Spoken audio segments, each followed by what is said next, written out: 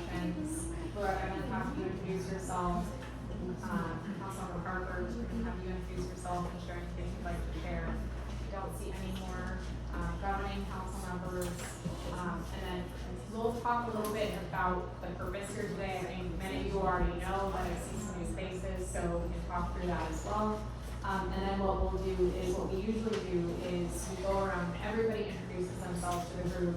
You can share what's on your mind at that time if you brought something with you, or you can just simply introduce yourself just so we know who's in the room, or what you're hoping to hear, or what you're hoping to contribute, or what you're just whatever occurs to you. So I'll start with Loretta. If you'd like to introduce yourself over. Good afternoon, good evening. My name is Loretta Miranda. I'm a descendant from Morongo Band of Indians in Southern California, and currently serve as Deputy Tribal Affairs Secretary and Special Counsel for the Governor's Office of Tribal Affairs. It's a really long title. I'm also an attorney by trade, and just really thankful for Sherwood Valley Pomo Indians for hosting us, and the Elders Program and the Youth Department. This is a beautiful space, and the food was amazing, and just thank you all for joining us, and thank you for that beautiful song.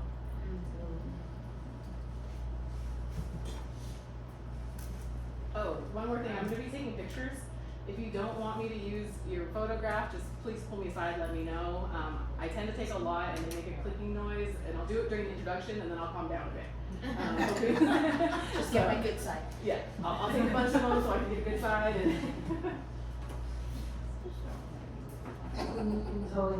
May I be John Harper? I'm a member of the northern section of of the California Truth and Healing Council. I came to you today from Sebastopol, California. I am Pomo and Kosmiwa.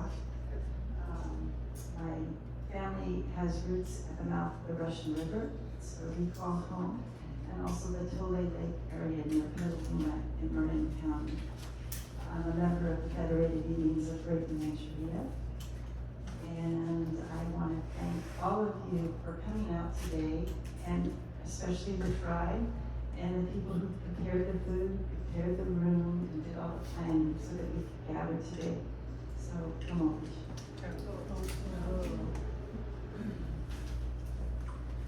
Okay, so I will be brief because today is more about what all of you have to share. But very quick overview of what this is, what this hearing is, why we're here, what we're hoping to accomplish, and what, really, what is the whole point of all of this. The California Truth and Healing Council is a California Native American-led initiative that is aiming to basically course correct how we talk about California history. Both course correct that, but then offer recommendations about how we can prevent this type of thing from happening in the future, and how we can hopefully work towards making things better for California Native people. The council came out as part of the governor's apology in 2019 to all California Native people for the state's historical actions against California Native people. So for folks from Round Valley, that includes, driving people up to Round Valley. For folks that escaped Round Valley and went back to their tribes, that includes that. For folks all up and down the coast, it includes, the militias that were everywhere. It also includes, the establishment of all of the rancherias once everybody had been basically promised lands that never materialized as well. It includes, the major loss of languages, cultures that were a part of this really targeted effort to basically make invisible California Native people. What the initiative aims to do is tell the story from the California Native perspective and experience. We still have a baseline understanding for most Californians that California began with the discovery of gold, which all of us know is a blip in the history of this place, and really completely erases the fact that this place was populated up and down, was the most diverse and most populated place north of Mexico, with the most language diversity, probably the most active trade routes, the most commerce, the most development, I can say it's because we're California, most people here won't fight me about it, but it's true also.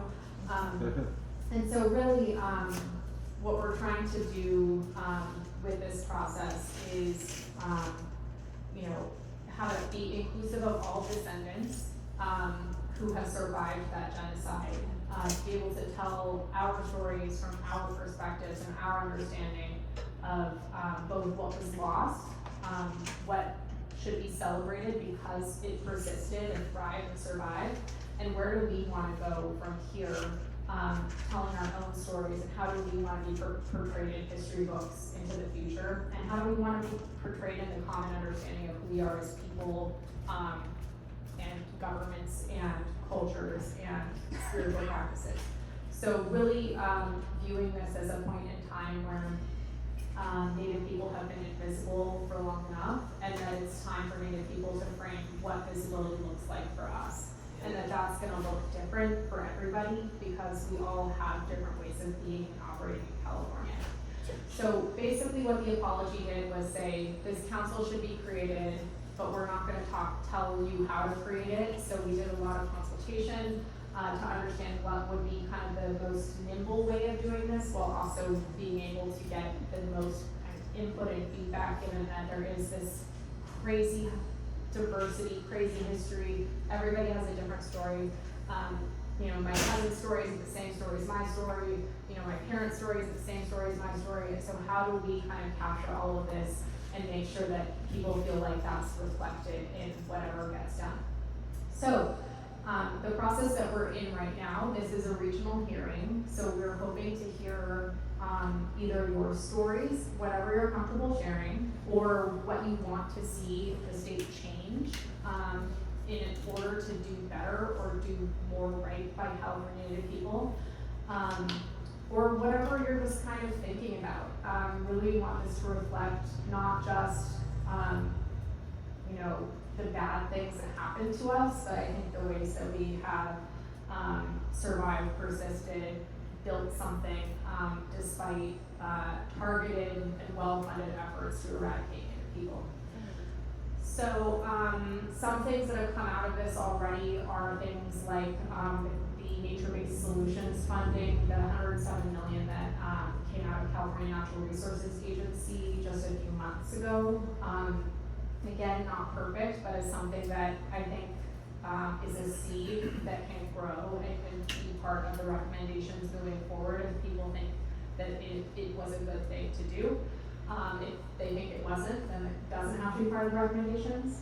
But really what we're hoping to do with these regional hearings, which we've been holding up and down the state, is really understand from the perspective of the people of this place what feels meaningful, what is the story that should be told about your people, or what shouldn't be told. And, you know, making sure that this final report that is actually going to be written by California Native scholars for all of you to edit and disagree with and throw against the wall a couple times, that it actually reflects what we're hearing today, and that it feels authentic to who you feel that you are.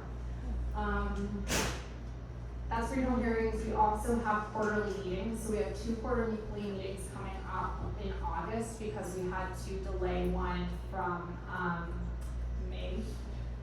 So we have, our first one is coming up in Owens Valley, at kind of Bishop Paiute area, and that is, I'll just hand it over to you. So the quarterly meetings, it is a little bit odd because we have 2 of them coming up in August, but the first one is August 2nd and 3rd. The second will be at Bishop, and the third will be at Big Pine with a subcommittee meeting happening on the 1st at Bishop. Then a couple want to weeks. talk about the subcommittees real quick? Sure. So there's a flyer out front that has a little QR code that'll take you to a Google Doc to sign up for a subcommittee.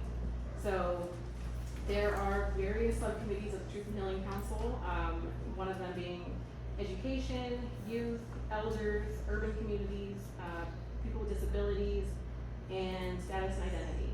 And so these subcommittees are essentially the lenses to view the different issue areas first, because we recognize that, you know, an issue area like lifeways or, natural resources. Let's say Gathering. So that's gonna look different depending on your particular lens.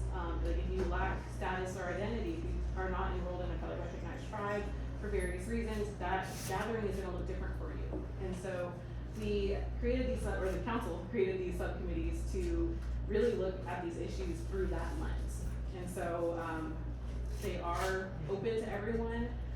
Most of them are meeting virtually at this point, and we do have in-person regional convenings as a part of the quarterly meetings. So at the Owens Valley area one, that subcommittee meeting will be on August 1st in Bishop. And then a couple weeks later, we will be in Santa Barbara and San Luis Obispo counties. So on, this is tricky, my memory here, on August 15th, we will be, so that's the subcommittee meeting. August 15th will be in Santa Ynez at the Tribal Hall. August 16th will be the first day of the quarterly meeting, which will again be at the Santa Ynez Tribal Hall. And then August 17th. With no parking. With no parking, yes. So that one is really, Did you say no parking? There's no parking. No parking. Yeah, so it's right next to their tribal health facility, and so. There's a apparently- shuttle, right? Yeah, apparently there's very limited parking, so, we're really messaging to RSVP for that one. And as a part of the RSVP, if you are at a, privately owned hotel, which will be in the questions that are asked, we're arranging for shuttles, or Santa Ynez is arranging for shuttles to get people to the meeting. So, most of our meetings, registration is encouraged, but this one I really strongly recommend that you register, sign up for one of those shuttles, or the other option is, Uber, Lyft, and taxis. And so, and need be, just, I might do some carpools, but, yeah, so please register for that one. There's a QR code on the flyer, and that is for that subcommittee meeting and the first day of the quarterly meeting. So again, that's August 15th and 16th, and then August 17th, which is that Saturday, will be at Cal Poly, San Luis Obispo. And that one, there's parking, but there's no physical address for the building. Again, this week is gonna be a little wild, but there's no physical address, but, on the Eventbrite page, there's a link that'll take you to the parking lot to park in. So we're really pushing that link out so people can go on Google Maps and find the parking lot. Yes? I'm sorry, did you say you're looking for people to be in these subcommittees? Yes. So subcommittees. How big are the subcommittees? I think our largest one is, I wanna say it's the education subcommittee, and we have about 65 folks on that one. And then status and identity is pretty close too, I think it's about 60. Yeah, cause I'm sitting here thinking, California has over 100 tribes, and I would think it'd be, pretty complex to, represent and identify every single issue that's going on with every single tribe. Cause some tribes are not like us, they're in the city. They have different issues. Yeah, and so I think with the final report, what we're aiming to do is not have it be the whole world of things, but is enough that people can understand the diversity, the complexity, and be that gateway into learning more in their local communities, and then engaging in this kind of process at the local level as well. So, we encourage anybody who wants to join the subcommittees to join in order to have that lens of, we have an urban subcommittee to talk about what are the issues specific to urban people and how our, programs and processes that are designed to meet the needs of Native people, not meeting the needs of people in urban populations, or people who aren't members of federally recognized tribes, or, elders or the like. And so, I think we don't wanna end up with like a 2,000-page report that probably still will not be enough. I think what we're trying to do, and what we're working with the California Native Scholars to do, is to make sure that we have a good enough snapshot of each of the regions, each of the differences, so like urban versus rural versus, a rural place that probably has complicated relationships with the locals versus a rural place that has good relationships with the locals, because that makes all of the difference in the world. And just really trying to capture that complexity without kind of weighing down the report so much that nobody picks it up and reads it. But they are open and ongoing, so if anybody does feel like joining, you can join at any time. Hopefully one of your subcommittee members can get you up to speed, but there are notes that are taken constantly. And then the subcommittees, as those pieces of the document come out, will also be invited to a summit in around January to review those pieces of writing to make sure that they actually reflect, like, this is actually what we think needs to get done, and this reflects who we are as people. So that's a nice segue into, there will be a week-long, kind of, what are we calling it? Convening or Convening gathering. summit of, each of the issue areas.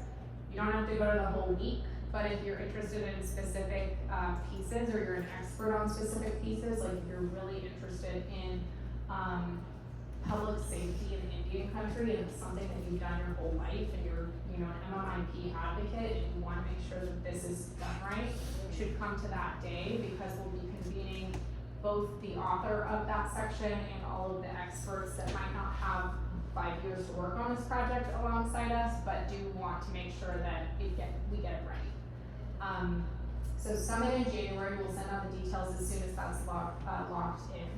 And then, I have one more thing that I'm not remembering. Oh, the documentary. So, as I've kind of touched on, the final product coming out of all of this is a report that's due next year. We are planning on dropping it on the 175th anniversary of the state, which is in September. We feel like it's a nice counter narrative to a celebration of a pretty awful thing that happened that was rushed for really bad reasons. I am gonna say with this group, I haven't told people in the governor's office that we're doing that yet, so they just do it on the Very like a Here's surprise. the anniversary, here's the real story. Just gonna slide this under, just sign it, it's fine. You'll cut that out of the recording, right? No, they're not gonna want it. But, so, alongside that, we have been talking, a little bit, about partnering with the UCs and the CSUs to do screenings, because it'll be at the beginning of their academic year, and screenings are the thing I didn't talk about yet. We're also, alongside this, have a documentarian who is covering our quarterly meetings, so if you do attend any of those, they're posted online, they're also on some of these flyers, but, if you do attend Owens Valley, if you do attend, San Ynez or SLO, they will be there, and if you have anything that you think would be important for them to know, we're happy to tell them if they need to interview you as well. We have a sizzle reel for that we can share with people later if you're interested. A sizzle reel, we just learned this with working with documentary, but it's basically like a sneak peek of what this is going to kind of look like. And we use it for fundraising purposes because, we're asking non-native philanthropy to kind of make sure that we can get this thing done so people understand what it is, so that it's not just a report that sits on a shelf. And if they don't do anything but watch a documentary, they can actually hear in California native voices what this story is and who we are and what we want people to know about us. So it's shaping up pretty well, and that's the screening that I'm mentioning we're thinking about, or we've been potentially working with some of the CSUs and UCs on kind of having that be something that they do in conjunction with the anniversary of the state. Is there anything, so the report will also have recommendations, I touched on that. Their policy, funding, other recommendations, a lot of them should be geared toward the state, and they should be realistic, but they can also gauge what the conditions are. So you can say, hey, I understand that we're in a deficit right now, but the minute we are not in a deficit, this is the thing that needs to get funded because it's critically important, and if it doesn't get funded, you're not doing this right. It can also be like, right now is not the time to do this certain thing because political conditions are impossible, but the minute political conditions are different, this thing needs to get done. Or in 5 years, this thing needs to get done. In 10 years, we want to see this. And so really looking out both the immediate things that can get done in the next year, but then also long-term, where do we want to be? we envision this process as not being a one and done, but that the report will also have embedded a recommendation to be iterative. So where does this go from here? This is just gonna be skimming the surface, as I mentioned. And ideally, what we'd like from this process is to create a roadmap for local governments, philanthropy, business interests to be doing this work in a way that is consultation driven, comes from the community, and feels like it's actually meaningful for Native people. I think a lot of what we've heard is that, you know, we're seeing things go in an okay direction at the state level sometimes, not all the time, but that, you know, the county is being really difficult and they don't even know who we are. And so, really wanting to make this be something that kind of plants seeds in a lot of places and creates long-term systemic meaningful change. Did I miss anything? Okay. I'm gonna stop talking. I do wanna hand it real quick to Jason to talk about your research real quick. We work with Jason, he's at the Parks Department, he's a researcher, and he's also, when we hear that there are needs from the community of, you know, I've heard that, this thing is happening and I just wanna look into it, he can look into it. One example is that we've heard from the community, you know, we have all of these, like we have the laws that talk about indentured servitude, but we don't necessarily know who was a part of that. And so he's been going to every single county and getting those records of people who were basically enslaved. But I'll let you talk a bit more about that. Yeah, thanks. Thanks. Reading more Thank letters. you. Thank you. Let me see. Just do. It's on. It's on. Yeah. Hello. Oh, there I am. Thank you, Christina. Yeah, I'm a geographer, PhD from UC Davis. I went to work in the governor's office 13 years ago for Governor Brown. Started out just doing research and writing in his press office, ended up being his research assistant. That's how I met Christina, is when he appointed her originally before Newsom reappointed her. He's actually reappointed both of us, thankfully. Anyway, I do research on all kinds of different topics. I built the Digital Atlas of California Native Americans, which is housed at the Native American Heritage Commission and has all kinds of information about the massacres that occurred, the treaties that were signed and never honored, further back cultural information, trails and trade routes, lots of stuff there. So if anybody's interested in checking that out, it's online and free to use. I also work on place name changes, which I think some people have brought up in this area. I'm on the Federal Advisory Committee on Reconciliation and Place Names, and also I work on place names within state parks as part of the Examining Our Past initiative. Now, in terms of research for the council, this is kind of up in the air. Like, we need to hear from you what we need to look into. Now, I know that what they call apprenticeship or indenture petitions. Now, it's been known that these things existed for a long time, and I think there were 16 of them that I actually knew where they were when I started. These aren't very well kept records. Now I think I've found like 45 in 3 or 4 different counties, and 2 of those counties are Sonoma and Lake. So I might have your relatives in that database that I'm building out of these old court documents. So, get in touch with me on that, especially if you have stories in your family that your ancestors were apprenticed or indentured, what's called enslaved, on one of the local farms in one of these counties. But every time I go to a quarterly or regional meeting, people come to me with questions, and they're usually very good questions, and ones that people haven't looked into before. And, I'm not a god, but I was good enough to be the governor's researcher, so I hope I'm good enough to be your researcher. Governor Brown's researcher. Governor Brown's researcher, yeah.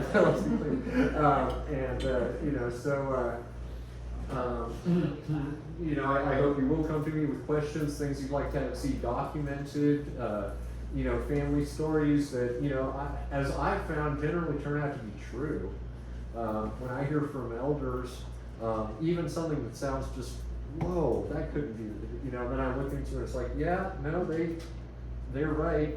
That just wasn't what we were taught in school. So, I look forward to hearing from all of you. I got business cards. We got some time, so just think about what you might like me to do and get in touch. I'm blessed to be here. Thank you. Oh, did you mention the other work about the name change and stuff you do? I did, but I might have been talking too fast. The Secretary Holland appointed me in 2022 to the Federal Advisory Committee on Reconciliation Place Names.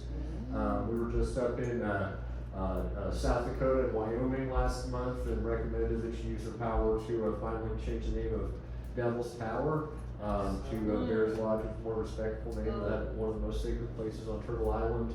And we've been tasked with moving forward derogatory names that require similar to action to what happened with the S word. And we have a long list of those. I introduced the D word, which is something a lot of people outside of California aren't aware of. We have a lot of creeks and valleys and rivers with that here. Just in general now, I don't have a lot of authority over place names. There are very clear authorities over place names, but I know the process. And if you have a place that you're looking to get changed, you have very good chances with me if it's inside a state park boundary. But if not, I can definitely help you out figuring out the process. The other piece I wanted to add, is that as he's unearthing these documents on indenture and, what they're terming apprenticeship, which is ridiculous, we're thinking about how to best work with tribes and with descendants on this to make sure that, if it's sensitive, if you don't want this to be public information, that there's an appropriate way of dealing with that. So if you have thoughts on that, we'd love to hear that too. I'd like to turn over to you real quick so that you can talk about, your recording and all of that, just so that folks know. And then I'm gonna hand it to Councilmember I just wanna say I have some paper, if anybody wants to take notes or write anything down, raise your hand. Hello, everyone. It's nice to see you. My name is Alicia Bales, and I am a local journalist, and I'm also an ally, so I'm here for both reasons. And anything that you do not want me to record, I'm happy to turn the recorder off. And I've also been asked to get anybody's permission before I air this recording. I work at KMEC, which is a low power FM in Ukiah, and I also have a podcast that I send the show out and publish as a podcast. So I'm also happy to share the recordings with you if you'd like them. And you can email me and I'm happy to give you my contact info. So, thank you.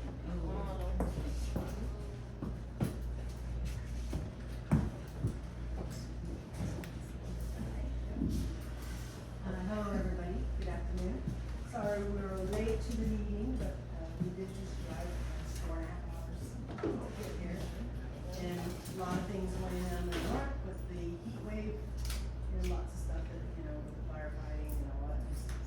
Just got a little distracted, but we're here and willing to talk to people or listen to what the issues are. And of course, my main issue is recognition and disenrollment issues of the state. Those need to be addressed and needs to almost have its own council on it to actually get somewhere and move it along. I'm a little bit impatient for the time that it's taken to get us this far. And that I think that we should find a way to move that up a bit, because the unrecognized and disenrolled members of California are high in number and low in assistance. Tribal genocide. Yeah, and we're not getting the benefits of what has happened in our state, and that we should have more things change, because coming into the 19th century, the whole state was a whole.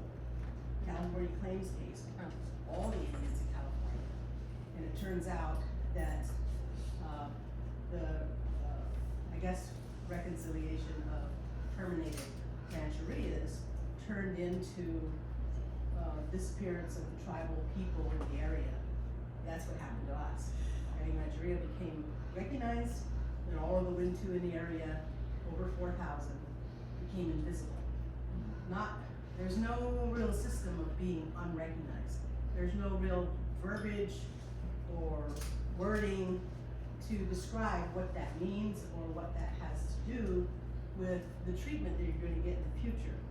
That happened in the 1980s, and our elders didn't really understand that, they didn't know that, and they would always tell me, no, we are recognized. You know, we fought the California claims case, and we won that, you know, and we got services, our elders got services. So it was a real difficult time to understand what the result would be 40 years from then. You know, but now we're struggling, and our children have come through this time period of struggle and continue to not have the kind of services that is needed. It's like, even like the missing women and children. It's great that tribes got funding to deal with that. But what about us? What about our tribes that are still dealing with those things, but it's not dealt with? There's nothing to help us do that, nothing to help us with schools, nothing to help us with housing. We can't even get a language grant to preserve our culture and our language, because everything is changing, and I'm worried about even NAHAC changing its standards to maybe exclude us. And the state, with climate change, cannot exclude the people of the land and protect the land at the same time. So it's like they need us as much as the land needs us to identify the difficulty that we're having with water and the aquifers and the things that need to change to make it better. And so I think somewhere along the line, I would like to talk to people who want to make some changes. You know, we got to step it up. Climate change is not stopping. We have a whole lot of water issues happening in the state, from the Delta all the way up to a number of water bottling companies and dams and rivers and things that are good for salmon, both in the ocean and in the river system, which we believe is climate change information that we need to pay attention to. So anyway, I wanted to introduce my son, Pomo, and he's working on a bunch of stuff too, but I know we only have an hour left. So if we can move on, I guess there's an agenda and we're doing some stuff, but thank you for the time. Counselor, that's a perfect segue, you can just pass it. And right now we're doing our kind of intros and whatever you want to share that's on your card. So if you want to pass it to Tom, you can do that, or you can pass it the other way. You guys want it? Okay, let's go this way because. One other thing before we get into sharing is, I don't know if everybody saw it, but there is a new Gold Rush curriculum that Smithsonian has released in partnership with Redbud Resource Group and Great Rancheria. We haven't, full disclosure, taken a look at it yet, but I trust that with the folks that have been involved, that it's probably a good resource, and it's basically reframing the Gold Rush's impact on Native people from the Native perspective. So encourage you all to take a look at that and see if it's something that's useful and might be something you want to incorporate into this report as well. That's all fine. Hello, my name is Stuart Wilburn. Wairaki, Talawa, went to in Pomo, born about 300 feet from here. I was just wondering, how can we get any truth or healing if we can't get anybody to help us get the corruption out of our casinos and our local government? I'm ashamed to call member of this tribe, Sherwood tribe. And it's sad. BIA just keeps passing it on to different people and nothing gets done. Tribes are dropping. I guess we've been assimilated really well, because now we fight each other, steal from each other.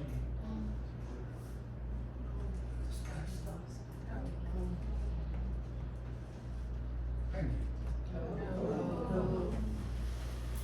Hi, I'm Shauna Noon. This is my grandfather.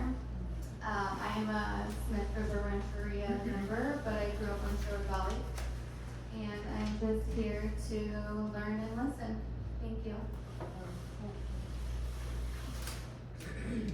I'm Lisa Morris. It's working. I'm here to listen and learn as well. I work for the Coastal Conservancy.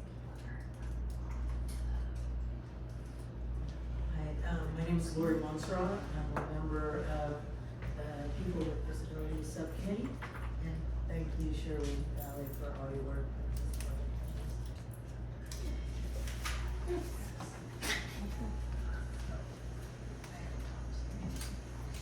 Hi, I am Tatum. I am Shia Pomo.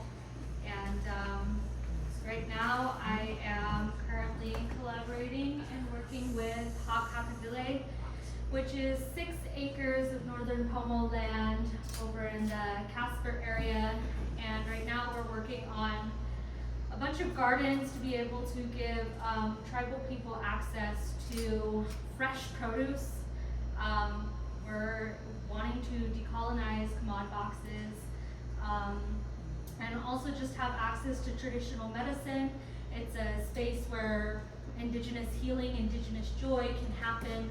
And so, yeah, we're working on creating that space. And if anybody wants to know more about it, come up and talk to us, Ui or Tanda or any of these amazing women sitting over here. So, yeah, thank you for having us here. Thank you for being here and holding this space.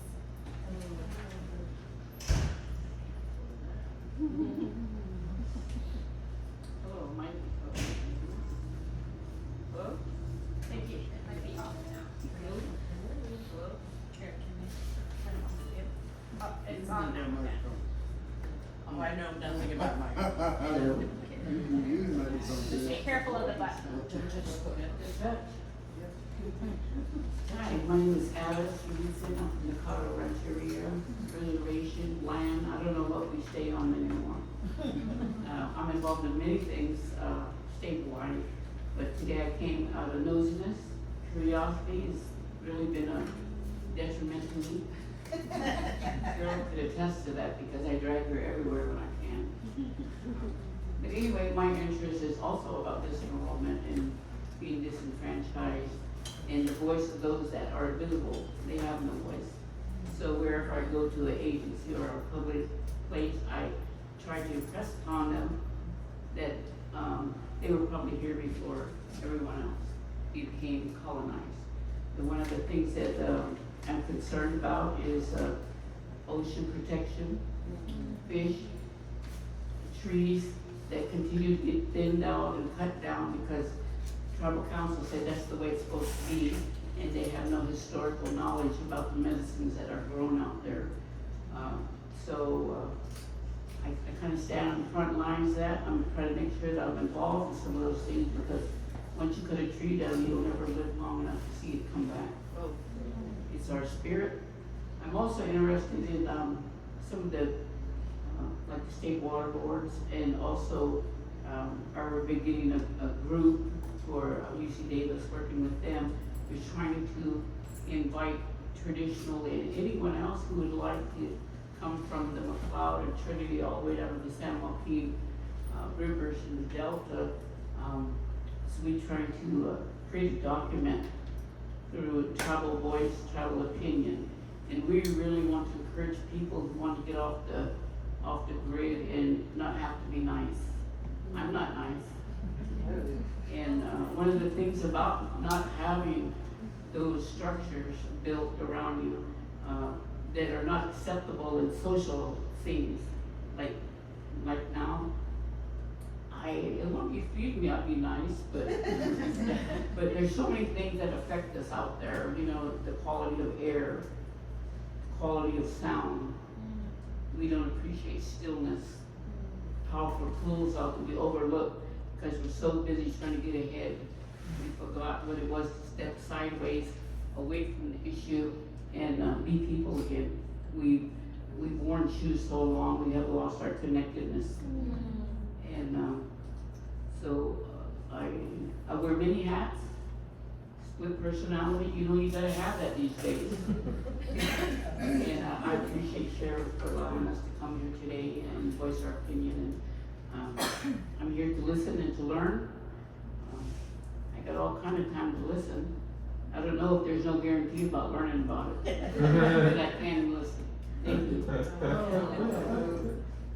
my name is Loretta, and I'm from Sherwood, Valley, and I agree with Stuart Wilbur. Our tribe is really an uproar right now, and it's really sad that I feel that way, because he does. But I'm enjoying this little meeting that we're having. I'm glad I came with Ada. She came after me and she said, "You're gonna go to that meeting? I'll go with you," I said. So that's why we showed up here. But I'm glad I'm here listening to everybody. Thank you. My name is Richard Dinger, and I helped raise 3 kids in northwest Mendocino County. Got involved in the struggle against the liquidation of the old growth on the St. County coast north of Utah. And I was thinking about that. And the county of Brett Downey, and it came in 1983. The Treaty Council of Brett Downey and EPIC against Georgia Pacific and CDF. And the court said it still hasn't been implemented. Didn't take into account cumulative effects, it didn't adequately consult the Indian people, didn't adequately assure that Native American heritage was being protected. So that's a mission, and it's land back. Intertribal St. County Wilderness Council got some land back on the St. County coast, significant, and have gotten more also periodically. And it has to happen. The Jackson demonstration is a zero. What do you call it? Ground zero. Ground zero, you know, for land back, co-management. It's the tribes need to have the ability, you know, because they send a letter, you don't get back, and they call it consultation. I don't want to talk about the coastal trail yet. We gotta go.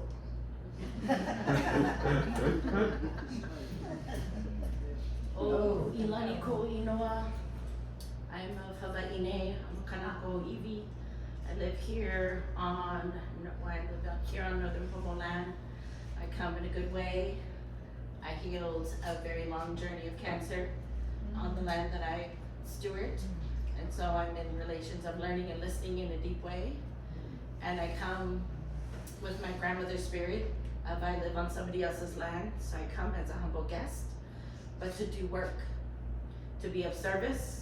So with these amazing women right here, I co-created Hakako Dile, and we are creating a pocket of truth and healing. So I thought it was funny how the meeting was called that we do things and we demand truth, and we demand it a safe space for folks to heal.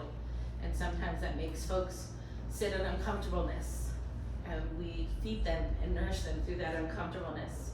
And sometimes it's me, you know, gathering my relatives of this land, which I humbly thank you for leaving goodness with me. But sometimes it takes me just cooking and gathering folks, and then I step away because it's not my space, but it's my space to create as a responsibility of my place here. And I want to show more guests to be able to come that way. So we have work to do, and we're messing around. And the Aina here and in my Moku too is hurting. Her ocean is hurting. Her plants are hurting.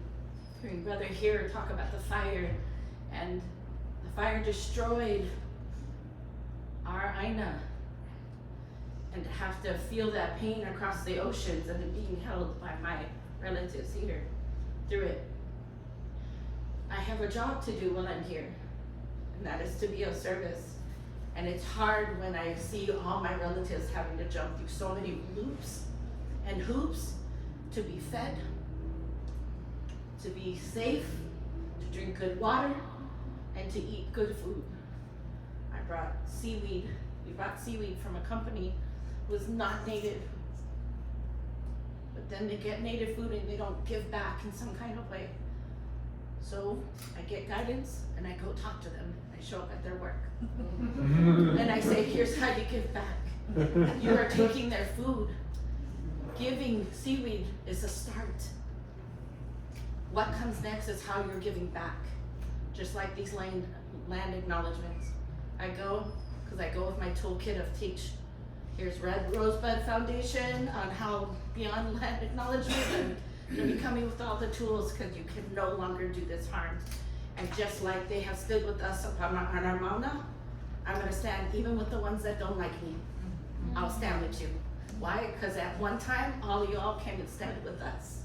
So while I'm here on your woku, I'm gonna do the best that I can. I'm gonna show up in every space as much as I can, and I'm going to make sure that the people of this land are seen and heard and taken seriously, because their PhDs are through their veins, and they are not being looked after well and heard well, because they're not seeing them as important and vital to climate change, to why this United States government is so bad, because they are not Pomo with each other, that are not in balance.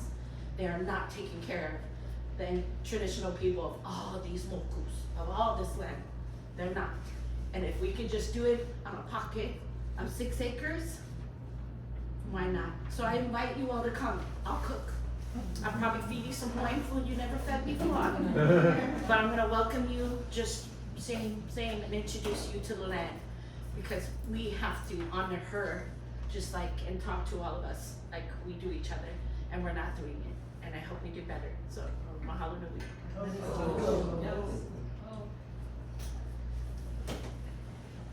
Miranda, I've been working with Hakapitole for a little while. Originally went there to heal. I've been out in the world, fighting for the water and the land with many tribes. We're all fighting for the same thing. Hurts my heart. And I somehow thought it would be better over here. Because California's got this whole like ego thing that they throw out for the US. California's so great. We fight for the same thing. Hurts my heart to hear these elders talk about not being able to get resources because they're not recognized. We recognize you. We remember you. We're trying to get justice from the same system that screwed us over. So I'm here to see where that goes.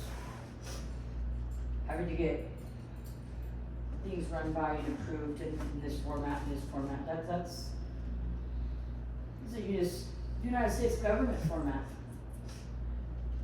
But if we want justice, we gotta fit to their little box.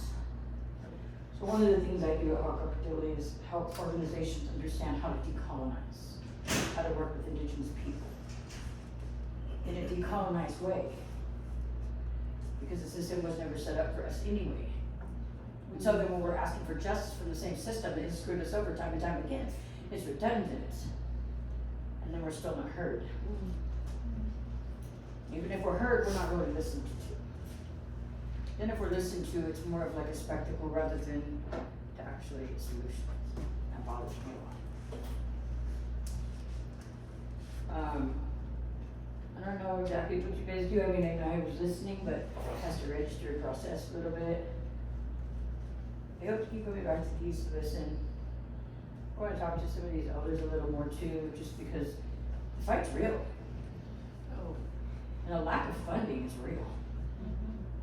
Like any white non-indigenous organization could get so much funding for whatever it is that's on their agenda, whether it's some white healing gathering or whatever, they can get millions of dollars for. But when we're trying to save like our food and our natural resources, there ain't no money. And if there is, it's only for this certain group of people. It's not for, say, like, it's not for grassroots people, it's not for, non-federal people. It's not for not people that aren't on some government list, it's not for them, even though they're fighting hard. So I wanna see where it goes, cause I'm not 100% sure where all this goes, but the truth of the matter is, we're still being asked to work within a system that hasn't served us any justice. And then maybe 1 year, 10 years, 20 years down the line, maybe we'll get some justice, maybe, but nobody's for sure. And that bothers me because a lot of us are still fighting. And it's like, the truth of the matter is, like even this elder here said about the BIA, like BIA is always in, we don't need that. But we're gonna be asked to work with them. But that's the one thing standing on our neck. That's the one thing breathing over our shoulder, going, you can't do this, you can't do that, you can't keep us in our place. And even when tribal people gather and get together and we try to stand up to these things, they're still knocked down. We're threatened, we're intimidated, we're knocked down. Our governments too, even our governments. This is how they became corrupt too. It's a US entity.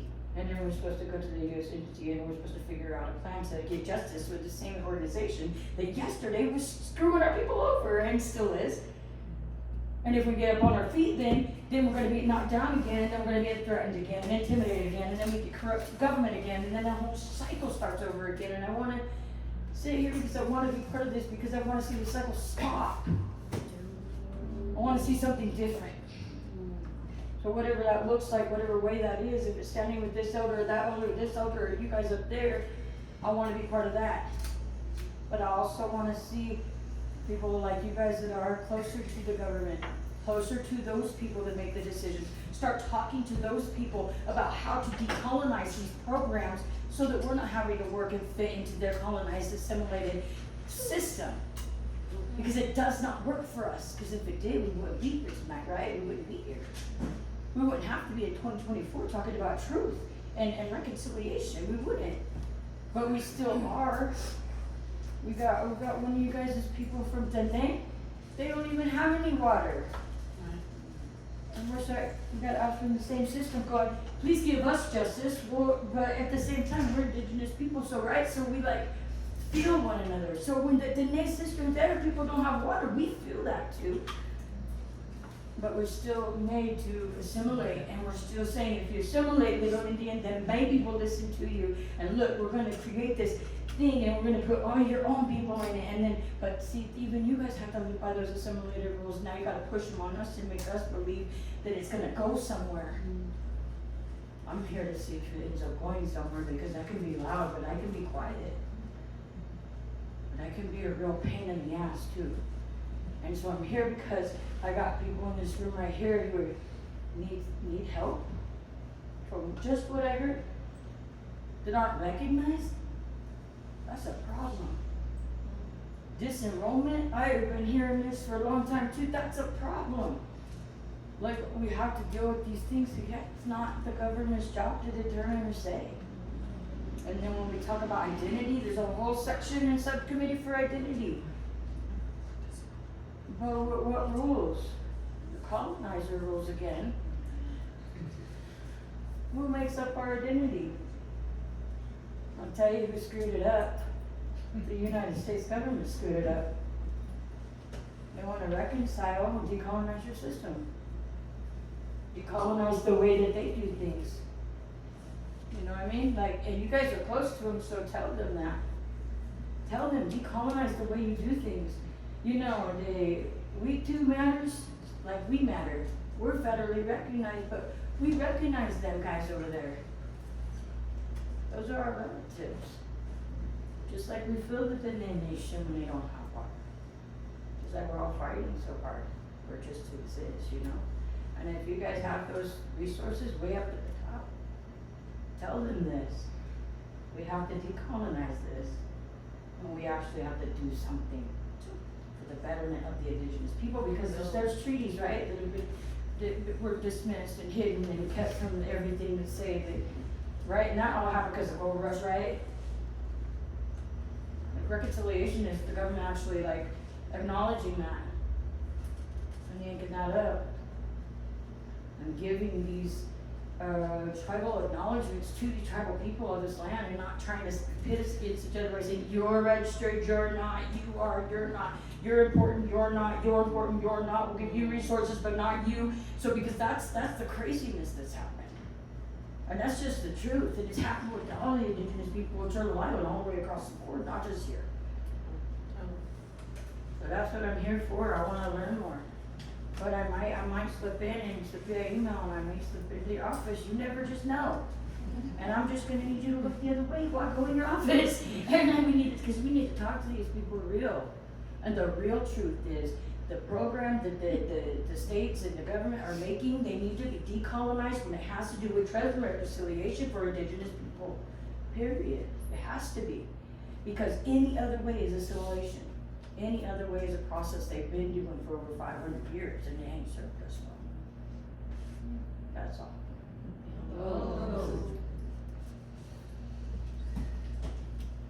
My name is Loretta Red Hawk. I'm from Round Valley. I come from a long line of government tactics to destroy our people, to destroy us, culture, language, the very being, the spirit that my grandmothers and grandfathers prayed for. And they went through so much. All of us have, no matter what nationality you are, gone through something. I was taught the beauty of our culture and other people's, culture and traditions, and I thought it was so neat that my grandma did that. That's what she gave to us. She did baskets. She made all the regalia. When I was younger, we were the only dance group. There was only one dance group that went everywhere, and it was beautiful because my dad's prayer was that everybody wants to be Indian. Everybody wants to be proud to be Native. And now you have all these dance groups and all these big times and all these things happening, and it's beautiful. But what was the tactic is to divide and conquer, put us against each other, keep the people running drugs, keep the people divided so that they can continue to come in little by little and take whatever's left. The grieving doesn't stop. It's still there. It sits. And then when things like this happen with this enrollment, it's like an open wound. And that's generations back, so it continues to pour salt on it. And so, when I'm hearing him say that, I know what it feels like, but like to hear it and you sit with it, it should change something in us. It should continue to light that fire and keep it going of like, no, this isn't okay. But when you step into culture, when you step into roundhouse, you don't have to show your tribal card. When you're stepping up to a fire of a lodge, you don't have to show your tribal card. That fire was lit a long time ago, way before any of us, and it stays lit. How? Because what's inside. That's something you don't have to prove. That's something you don't have to validate. I'm not a direct result of this enrollment, but I know several people who are and got re-enrolled, but what that does to them by their own people. And my grandma always said this, nobody's gonna hurt you like your own people, because it's so personal. When you're servicing other people, other tribes, man, they'll congratulate you, they'll honor you, they'll always respect you and love you, but when you come to your own, we were drumming at nighttime and singing songs and stuff. They wanted to stop it, but people could be drunk and high and cussing and screaming and yelling. They could do that all night. That's normal. Kids could be walking around at nighttime all night, and that's normal. That's okay. But they want to put an ordinance and say, oh, you can't drum after 10 o'clock. Then stop me. Like to me, it's like, why are we saying what's normal, what's okay? Abuse, that's okay. I watched my neighbor's husband kick down the door, and the whole frame came off, and my brother's like, I just built that house. I just built that. You think they're gonna make him pay for that? You think they're gonna make him fix it? He's like, I'm probably gonna have to fix that tomorrow. But that's the surface of what's happening. Instead of going over there and saying, hey, don't do that. That's not okay. You shouldn't be kicking down the door. Not because I built it, but because it's wrong. Where did we come away? You know how many times I shut my door because things are happening and we were taught not to say anything? What's normal? What is it? So when you're learning these things, when you're learning healthy habits, or for me on my block, in the housing, my kid said, Mom, do you know it's not normal to have a sober house? And I was like, what? And she's, you know, to have a house where they're not cutting weed or growing it or drinking or, you know, like, did you know that's not normal? And I was like, no, I didn't. So, you know, with all these things, what are we teaching? What are we passing on? What are we saying is okay? What are we validating? So, you know, meeting my sister here and going to the farm and being reminded, like taking back, because my family used to have, you know, a big old farm and just let people come and, you know, get whatever they needed. And that's the thing, is just take what you need. You don't need all of it. You don't need it to go to waste. Just take what you need. We come away from the natural law of things. Take what you need. You don't have to hoard it. You don't have to just give it to just your family. You know, it's like that teaching. Where did it start? And I come so far from it because I'm working, going to school, getting my education, thinking this is what's going to help. And all the time it was my kids, because the system forces you to do some things that, and make decisions that make it hard and detrimental for you to teach your families. You know, those things. I would rather just stay home with my kids. Forget when COVID happened, I was so happy. Not that people were getting sick and dying, but I got to keep my kids home. They got to stay home, and we're just like up all night. We got, you know, everything, all the lights on, and we're just having a good time. You know, and everybody's like, aren't your kids suffering? Aren't they gonna have a hard time going back to school? We never liked school in the first place. So like, you know, now what? You know, they had a movie called Indian Horse, and it just showed a glimpse of what our people had witnessed, gone through, never talked about it, never.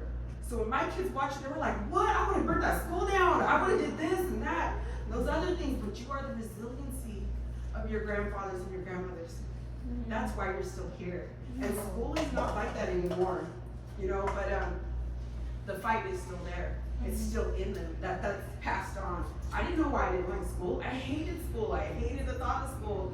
But to have to get through the system, you have to kind of almost sacrifice some things of yourself. And so now it's this big, great thing celebrated, you know, and the difference between my sister and I, she doesn't have a degree. She doesn't have a high school diploma, but man, she was kicking butt. She was like, you know, like shaking and moving people in those positions. The mayor, I watched the mayor hug this woman, and I'm like, oh my God, honored her. Like, those are the kind, she didn't need a degree to do that. What she has is the push from her grandmother for teachings. You know, the get out there, introduce yourself, tell them who you are, be proud of who you are. Don't back down, don't take no for an answer. You tell her no, she's coming back. She's gonna keep coming back. You know, me, I'm a little different. I'd rather pray. I'll sit for her, I'll pray for her. I will do the hard part that's like behind the scenes. You know, like I don't want to be acknowledged. I don't care if nobody knows my name or you ever remember me. But for me, just know that my contribution is like teaching integrity. What do you do when nobody's looking, when nobody tells you right from wrong? That decision to desecrate your own people, that decision to do those things, you're hurting generations because that was not okay. That's not natural law. You know, so continue to go back to that fire. And when that fire is burning, that draws people in, pulls them in. You don't have to go in lodge. You don't have to go in ceremony, but that fire is always burning. Keep it lit because those kids are going to be drawn to it. You know, when you're grieving, go to it. Go to the fire and just offer whatever. Just, you know, don't hang on to it because we've grieved too long. You know, when we're doing the known cult walk, it's like bringing that back over. And I kept thinking, man, they're grieving. They're still grieving. You're still carrying all that stuff. They were drove into the valley. Round Valley has 7 tribes. Why are we the only tribe that allowed 7? Because they were forced. It was a forced thing. But now we have to say, no.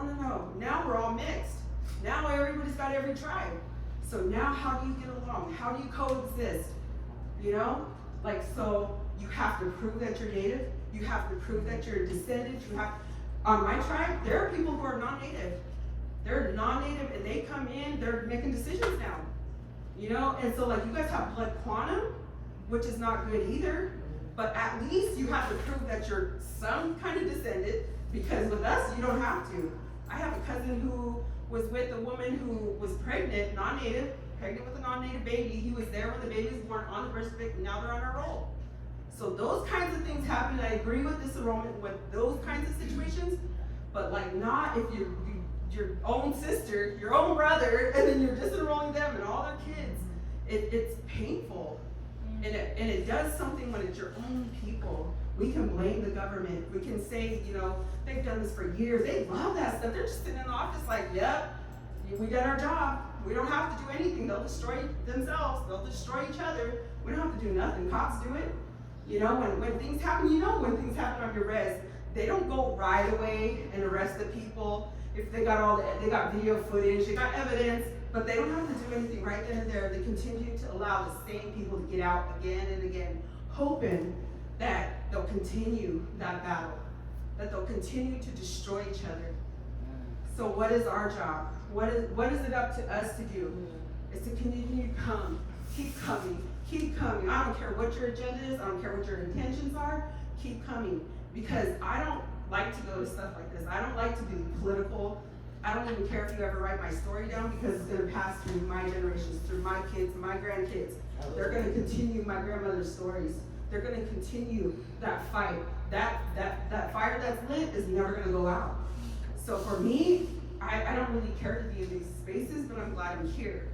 Because, you know, like you're all saying, like you wanna record, you wanna pass on those stories. Man, I used to be so against that, because I heard cassettes of my great-grandmother speaking her language, and my grandma would laugh. She said, oh, that's not how you say that. She's just saying that because that white guy asked her, you know, how do you say dog? And she said dog.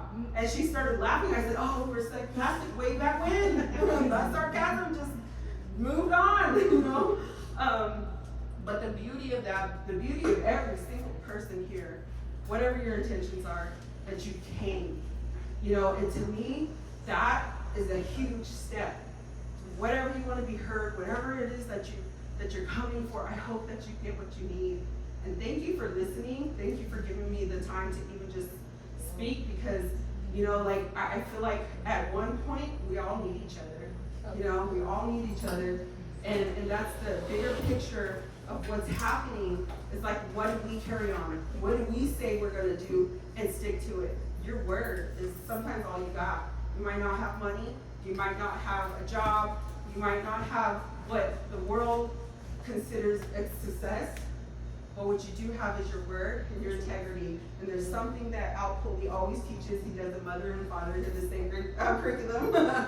But one thing out of all his books, all his teachings, everything, only one thing stuck with me, and that was this.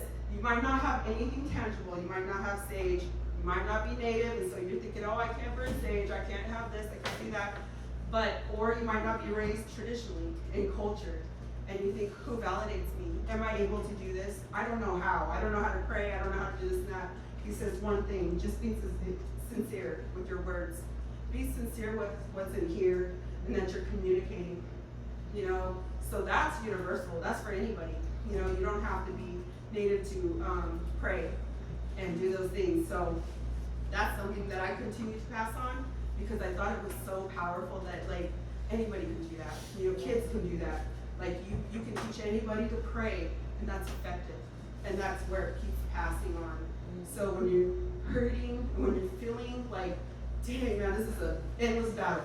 This is going to continue, and it's going on and on and on, because it has for generations. And when you might see little increments of progress, you might see little increments of like, oh, people are rising up, people want to stand up. You know, my dad was an activist, and he went through all the movement, walking from San Francisco to Washington, D.C., and I'm not bragging, I'm just saying, through that process, he learned so much, and he came back and told us the worst fight ever is between our own people.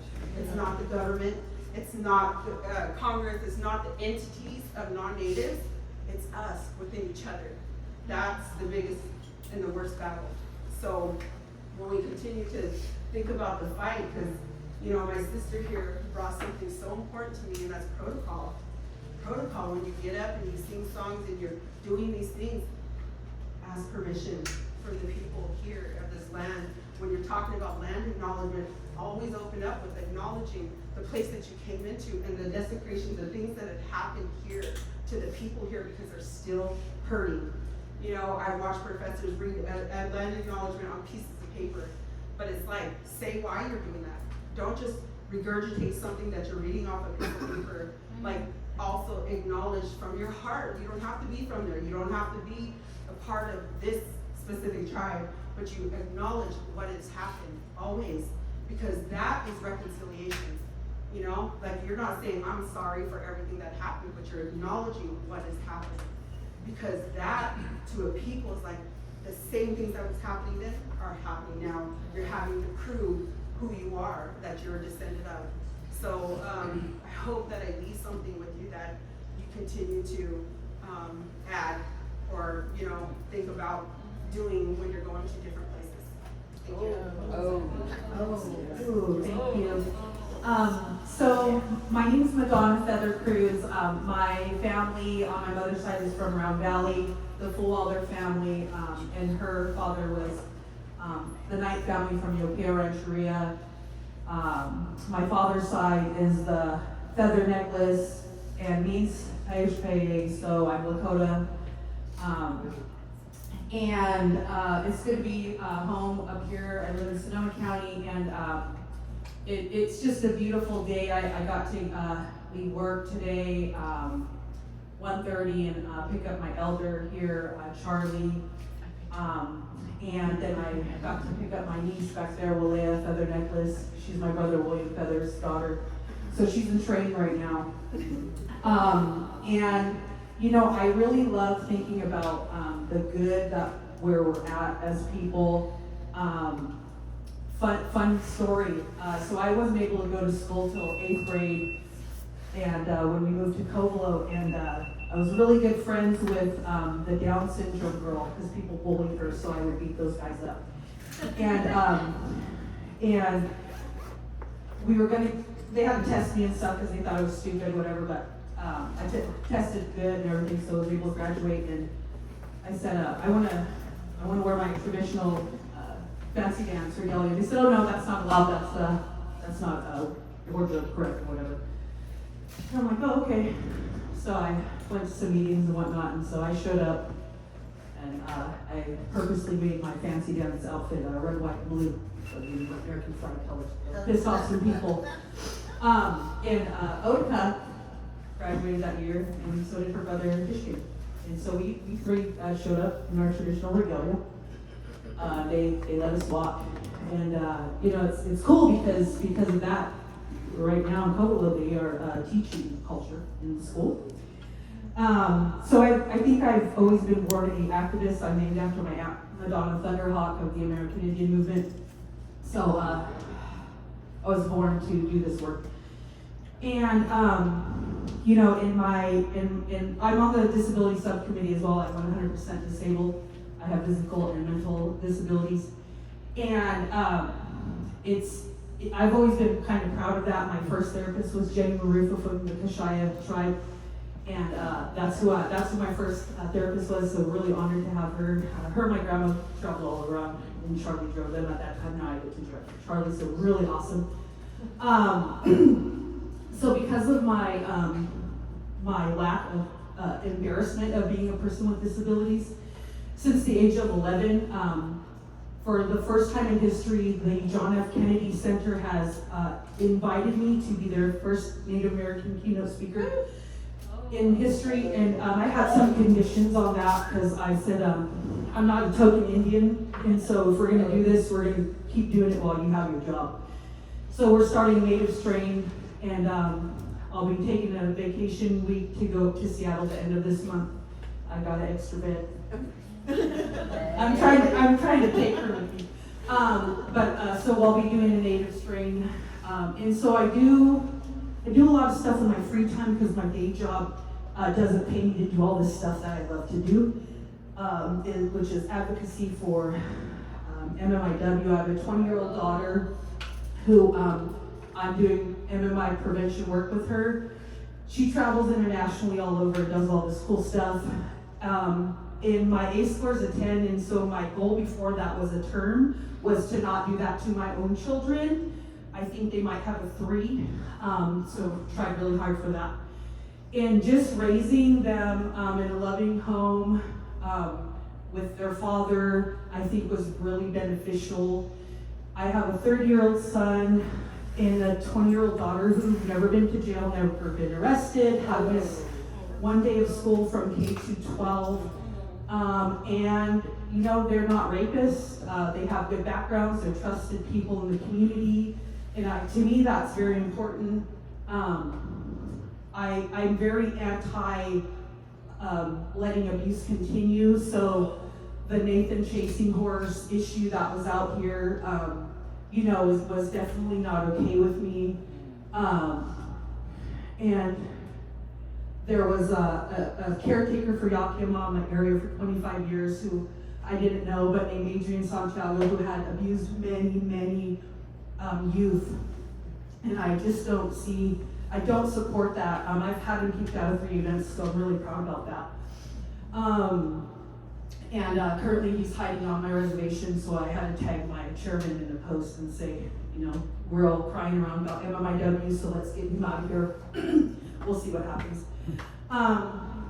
So I'm glad to be here, and I really love hearing the solutions. And one thing that angers me, if I could talk to the president, would be like, we have all this 911, you know, stuff that we do, and I think there was 22,700 something people who died 9/11, but many natives died, and we don't have a federal holiday. I really want one of those. Yeah, so I'm glad to be here. Thank you. I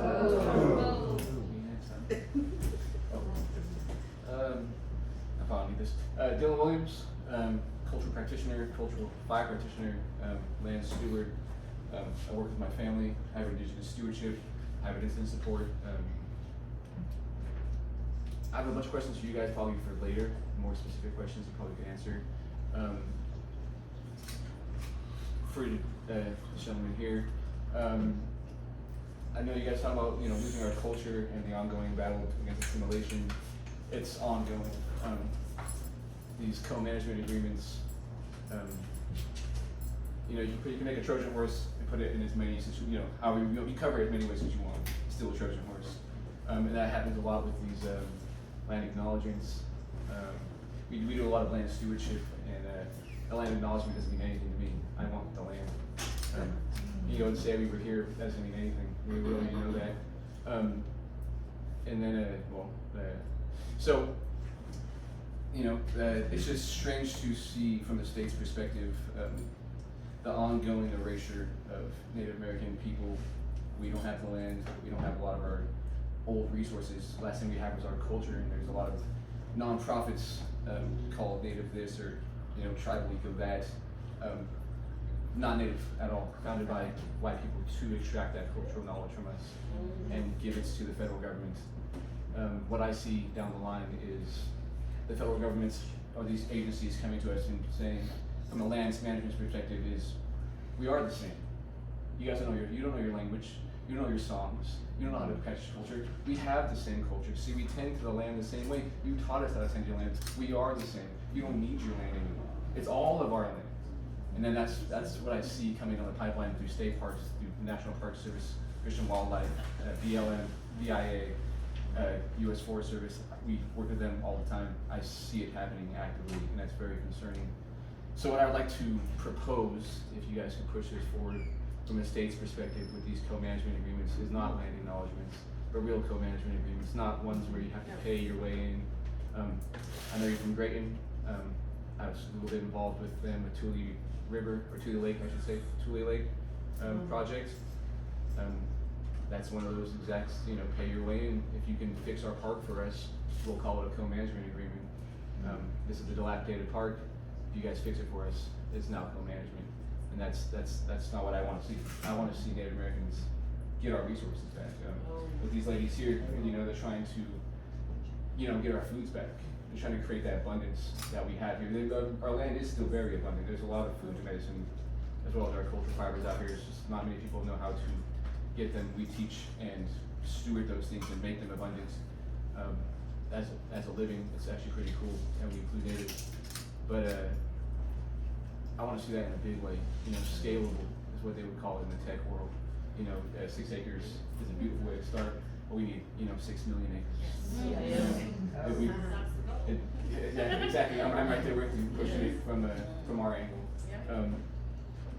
So, I'd like to talk to you guys afterwards. I have some very specific questions and some requests that you guys might be able to push forward. Yeah.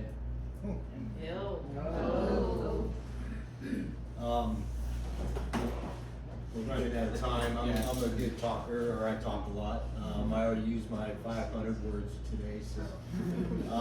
My name's Tom Campbell Jr.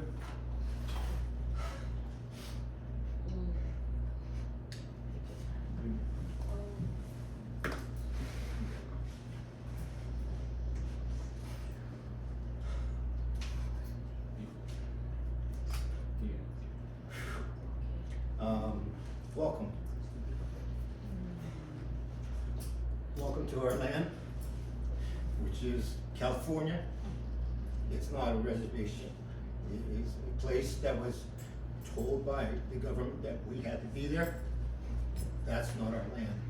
As my son said, we go around places and we find our lands all over where we travel.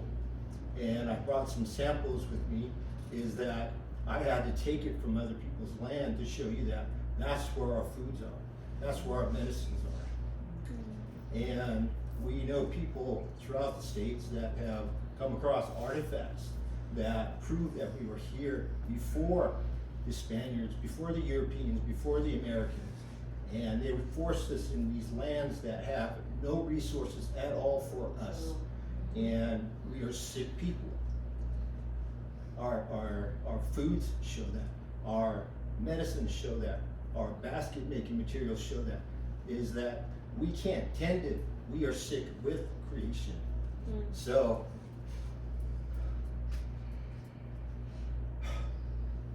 I'm hurt. I'm damaged. I am experiencing their climate change differently than others. I moved off the reservation because that is not my home. California is my home. Mendocino County is my home. So I get to go wherever I choose and pick my foods. And I do that. And I'm willing to take the consequences of getting a ticket because I went and picked a food or some medicine or the abalone off the coast. But I choose to live in Red Bluff. I'm from Tehama County, but I'm originally from Mendocino County. And I had to move away because it's sick here. And I can't deal with the drama that's going on within my own tribe.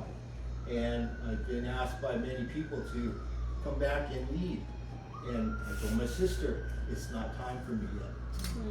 So,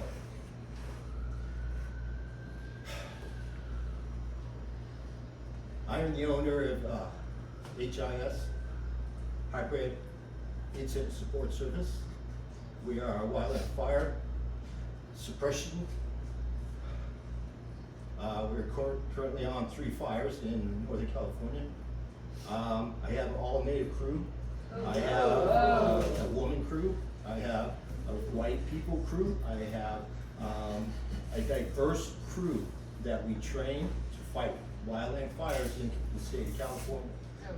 We've been called down to New Mexico to participate in some of their incidences, and we hired a native crew to go travel down there to help them fight their fires. We are a small business that started on the reservation, and we had to move because I'm married to a non-native person. I'm an ICWA parent. I foster ICWA children also. So I know how to parent, but I don't know how to fix the trauma that these children have gone through because of their parents' sickness and their parents' sickness. But I can guess what it is that the government has infiltrated our society, our community, our families, our individuality, and they're trying to take something from us and they'll never get it, which is identity. It's not the foods, not the medicines, not the baskets, it's not the huts that make us Indian, it's in here. My son just said that they're taking things from us and they're saying that we know your culture, we know how to land manage these properties. Go for it, but you'll never take this what we have. And you're gonna do it wrong again. Yes. And we're gonna have wildland fires again. And so you need, as he said, to co-manage. So what we're struggling with as a small business, native owned, is that we can't get the work. We're battling against the state and the feds and these nonprofits who claim that they're Native American. They hire Native Americans, but they're not Native American owned. We are Native American owned. I hire Native American people to steward on their lands. We currently are working on the tribe up north in Cotto, and we're gonna show the tribal people how to tend their land. Once we train them, then they know how to tend their land, and then we move to the next tribe. So, I'm hurt, I'm damaged, I'm upset, I'm angry just as everybody else. The more I research wildland fires, there's a history behind it. And it started from our culture practices, our traditional ways, is that we are no longer allowed to practice those. The Spaniards came in and told Native Americans that you're not gonna burn this land. You're not gonna tend the land with that tool. And that was the beginning of the history. It just collapsed. The Europeans came in then and they started writing policies and regulations, along with treaties, along with acts. And the biggest one, as my relative said back there, the Assimilation Act, now called the Dawes Act. We've learned to adapt through all these, sitting at the table and negotiating and talking, trying to get things accomplished. We agree with the land back acknowledgement, but we don't agree with what is regulated with it. You will get it back only if you follow the policies and the regulations that we set for you. Again, it's going to create these chaotic or these extreme fire conditions what we're going through now. I'm currently employed with my own tribe as the wildland fire coordinator. He's my assistant. We are going to be developing a community wildland fire protection plan for our own land. And we are going to be making it specific for this land, this tribe, because we're not going to follow the regulations that the state has or the government has. The tribes need to be individuals. As my sister said, there's over 100 tribes. There's over 500 to 700 tribes in the United States. We're individuals. We speak differently. We do things differently. That's our identity. We're not Indians. We're Pomos. We're Wailakis. We're Comanches. We are individual people. Stop treating us as we are one people. Talk to us as individual people. We do the same. We go and visit everybody's house and we treat them as a person, as a Native American. We don't treat them as a tribe. You're individual. What's your concern? What's your comments? What is your questions to us while we're here so we can help? So far, we already visited about 75 different homes that need help. We still have people living in homes that have been built in the 60s. We have dilapidated homes that are in extreme fire hazard conditions. They don't meet the state building codes. We go through and we'll do an assessment of the homes. They need upgrading. They don't get upgrading because there's fighting over degrees of who belongs on this tribe and who doesn't. So these are the problems that we see within our tribe. And my background is I worked with the Indian Health Service, Office of Engineering and Construction for about 30 years, 1985 to 2012. And I've seen thousands of homes that were built in the 50s, and we still have tribal people living in these conditions. And it's sad. My son has been visiting a lot of these tribal or reservation lands, and they still are the same. Yokeo is one of them down in Talmadge area. It still looks like a third world country.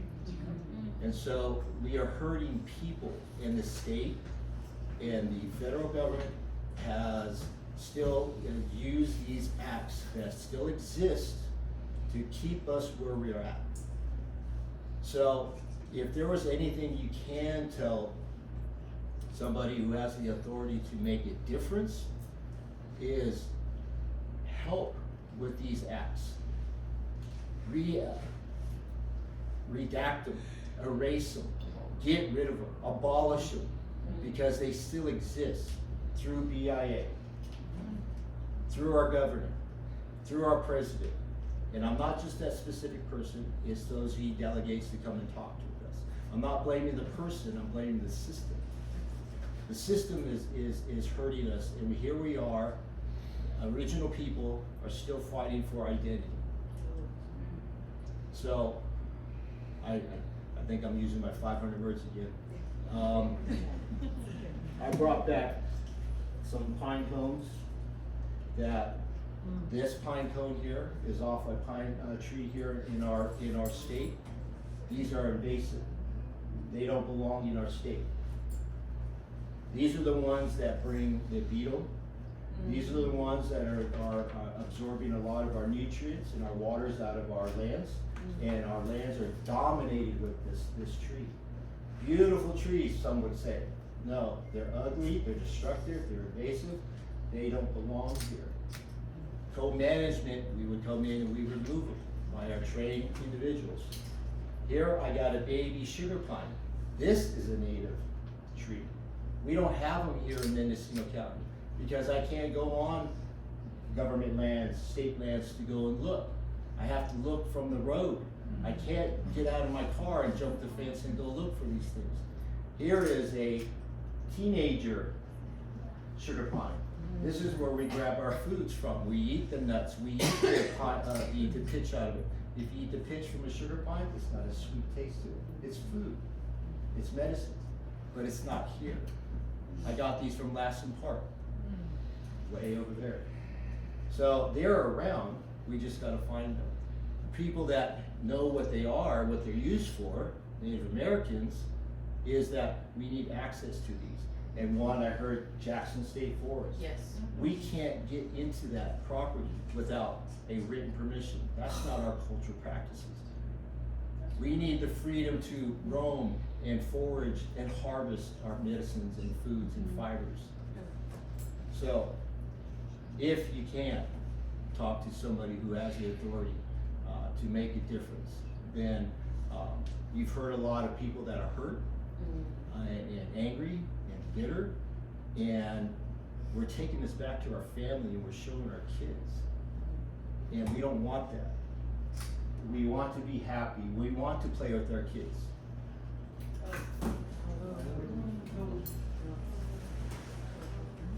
Oh, here you go. It's off.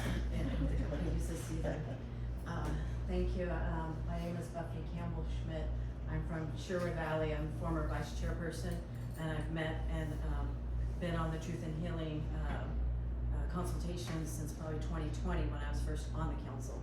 So I really appreciate you coming out, and this is the first time that I've gotten to sit in person with you. So I definitely wanted to take this chance because I think it's a big positive step.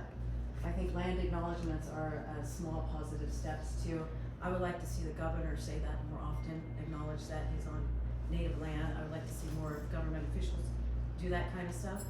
I'm also from Yokair Rancheria that my brother mentioned, which is a non-federally recognized tribe.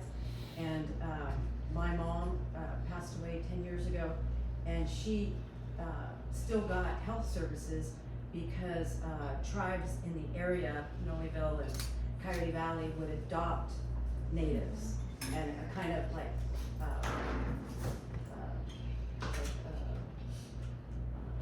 lost the word, would just kind of say that this person, yes, is a native person, sponsor, yeah, something like that, sponsor them. So she got care from the Consolidated Tribal Health Project in the area. So I know that that's a possible solution for some healthcare and education, that maybe tribes can be allowed to adopt natives that have been disenrolled or don't have the right blood quantum. And like I said, I'm also from Noyo, which is in Fort Bragg, and I'm a basket weaver. and a wild food and medicine gatherer. I still teach all of these things. I'm the Northern Pomo language teacher at Ukiah High School. This is my 4th year teaching that, something that's never been done before. So I took that opportunity, even though nobody's ever done that, because I didn't think anybody else would. And I think that a lot of people need to step up and do those kinds of things, because we want to see those things in our lifetime. Who's going to do it? If nobody's going to do it, then you have to step up and do it. That's my feeling towards that. And I also like to acknowledge my cousin Stuart over there, who was a good buddy to my dad, who if he was alive would be 99 years old. So that Stuart used to hang out with my dad over at the coast, a really good friend. And our big time was last Saturday, and it's like the 28th or 29th something year. And for the 31st, okay. And our tribe is also celebrating the 50th year. This is the first time he and I have missed in probably ever, right? Yeah. We did not go to our big time because we don't recognize our tribe from all the hurt and pain. And I'm thinking to myself, because there's a lot of disenrollment, there's a lot of, I can't really say why this is happening. I think I know, but it's based on my emotions, but I can't really comment why I think that this is happening with certain people in our tribal leadership. But I keep thinking to myself, that these people need healing. What can I say to heal this? Not fight and keep saying you're wrong, and I'm right, because that's not working. I want to think of something that's going to heal us. What can I say that's going to make this better? Because I feel like it's getting worse. And honestly, the BIA told us that they won't do anything until somebody dies. They will not do anything to help us unless somebody dies. That's the only time they're going to come out. And honestly, the government took over, 200 some years ago, this whole country, and look at it. Pardon my French, it's going to shit in that short amount of time. I mean, most countries all over the world have been there for thousands and thousands of years. This country is founded, 250 years ago, and look what they've done. And I'm not saying that I know everything. I don't know about cultural burning because I wasn't alive when my ancestors were doing that.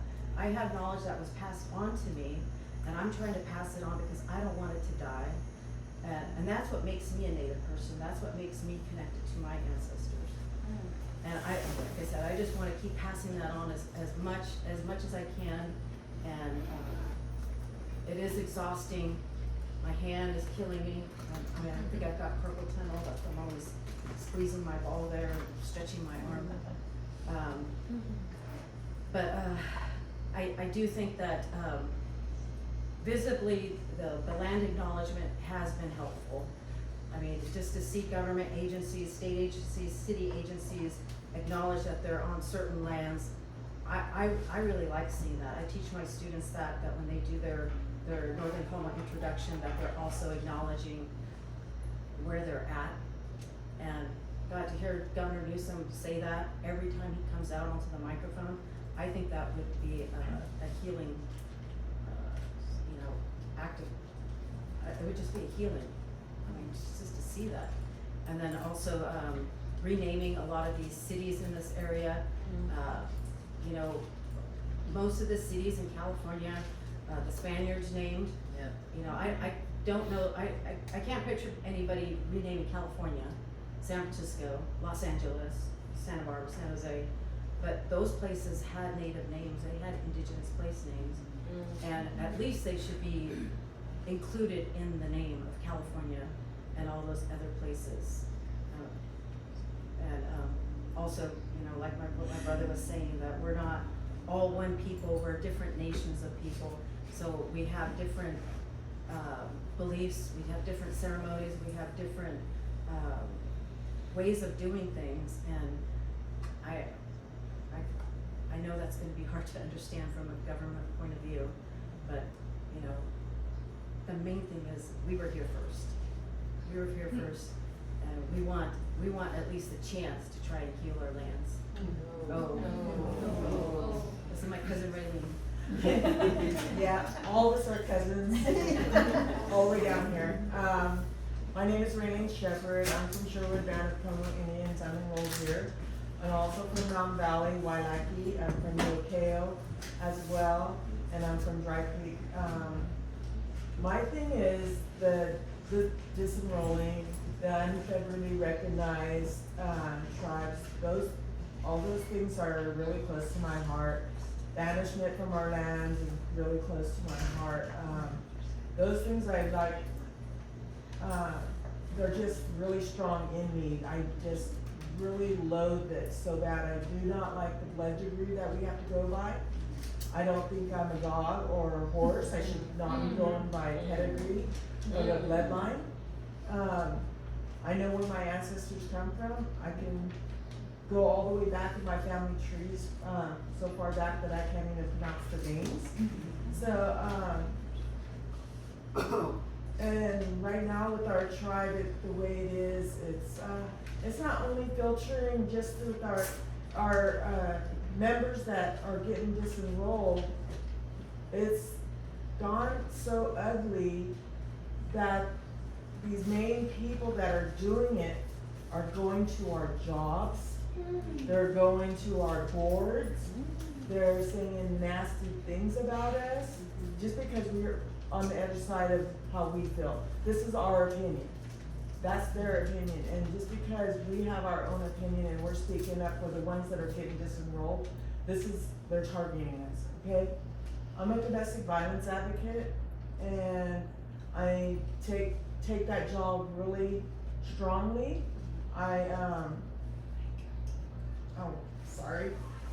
Probably my grandkids trying to come after me, or want me to show up. Turn that off. But my thing here, my boss, she goes, "This is going on at your tribe today," and also Shauna, she invited me out, and then my boss said, "Are you gonna go? Are you gonna go?" I don't know. No, I don't really want to say anything, I just want to, sit back and be quiet. Because when I did step up in front of the mic, when I did speak up for the tribal members that were getting disenrolled at the moment, when I spoke up for them, I put a target on my back. Okay, and then the voices started getting louder. It wasn't just my voice that had to speak up for those people. There was more people starting to come to these meetings and start speaking up for these other family members of ours, because we're all related, right? And I didn't have to know more. I didn't have to sit up in front. And a video had gotten out where they were trying to target me, and my boss seen it, and my director seen it, and she goes, "I don't want to ever see you sitting in the back and not saying nothing. Because that's your tribe. You have every right to stand up in front and talk." And I thanked her, and it made me feel really validated. The thing of it is I chose not to speak up at those meetings because I didn't have to.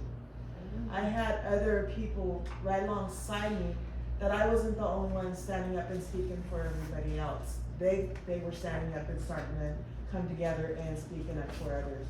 And that made me really feel good. And if there's no one there to stand up for the other guy, I'm gonna do that. I'm gonna stand up. If I don't have to, I'll sit there and I'll support from right here. And I wasn't planning on talking. I wasn't planning on saying anything. And my cousin's kind of maybe, because they're great speakers. I'm really, really insecure about me speaking in public. So thank you for letting me say what I have to say, and thank you for showing up and hearing us. My cousin. And I'm Sherwood from my mom, and I'm Big Valley from my dad. And just the same thing, since we got our new person on there, it's been so divided, so it's very emotional. But I'm gonna continue to keep fighting and doing what I need to do, and that's all I can do. And pray hard for them, cause, you know, I got what, 9 months? So, yeah, but, yeah, I'm glad to be here. I wasn't gonna come, but my sisters couldn't be here, so I'm the baby sister, so. Might get my notes wrong, but there's something. So, yeah, I'm just glad to be here and yeah, thanks. Oh. Glad you came. No, cousin. I'm Stephanie from this tribe also. Just pretty much what these guys are saying is we're fighting amongst ourselves. And we go for help to the government and they don't wanna help us. Like she said, this is what we're told as the people, like we don't even matter. And it hurts. And it's like, where do we go to get help when the government's not even there to back us? Or to sit down with us and hear us talk and just hear both sides of the story. It's okay, this is what we're gonna do, but there's nothing, there's no help, it's like at this point it's like hopeless and just wait it out until that person's gone. And it's frustrating. I'm just very sad for my people and I just want us to do better and be better. Because we all have a good heart. I'm just mad and angry and hurt. It's like, I feel like the government don't even care.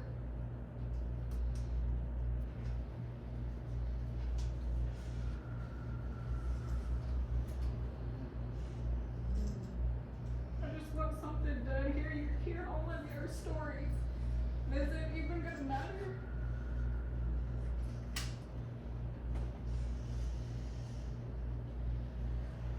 I'm gonna stay with it.